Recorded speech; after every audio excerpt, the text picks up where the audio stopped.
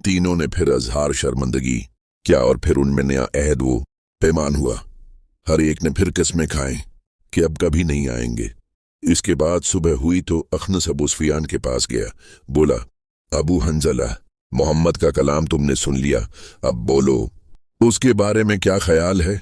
अबू सुफियान ने कहा, कसम है अबू सालबा, कुछ तो ऐसी चीजें सुने जिनका मतलब समझ में आता है, पता चलता है कि उनसे क्या मुराद है, लेकिन कुछ ऐसी बातें भी हैं जिनका मुद्दा ही नहीं खुलता, समझ ही में नहीं आता कि उनसे क्या मुराद है।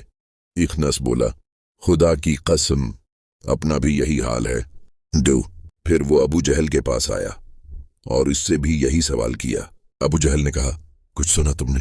हम और अब्दुमनाफ हमेशा नेक नामी में बराबर रहे, कोई भी ऐसा काम नहीं जो उन्होंने किया और हमने छोड़ दिया। हर मौके पर हम उनके दोष बदोश रहे और हर मैदान में उनके हरीफ रहे। यूं समझ लो हम दोनों मुकाबले के दो घोड़े थे। अब आज वो कहते हैं कि हमारे अंदर एक नबी है और उसके पास वही आती है। बताओ अब उस चीज में हम उनको कहां पा सकते हैं? खुदा की कसम हम तो क़यामत तक ईमान नहीं लाएंगे, उसकी बात भी नहीं मानेंगे। अल्लाह अल्लाह, ये कीना और हसद। वो जानते थे कि मोहम्मद हक पर हैं और आपकी बातें बिल्कुल सच हैं। इन्हें यकीन था कि आप सचमुच अल्लाह के रसूल हैं, आसमानी बादशाह की तरफ से आप पर वही आती है।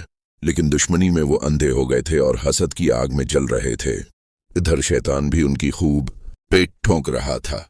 वो चाहते थे कि जो कुछ मोहम्मद को मिला है हमको भी मिल जाए और जो कुछ मोहम्मद पर आता है हम पर भी आने लगे, ताकि शरफ नबूत में हम आल मतलब से पीछे न रहें। वलीद बिन मगीरा तो खलमखला कहता, क्या मेरे होते मोहम्मद पर वही आ सकती है?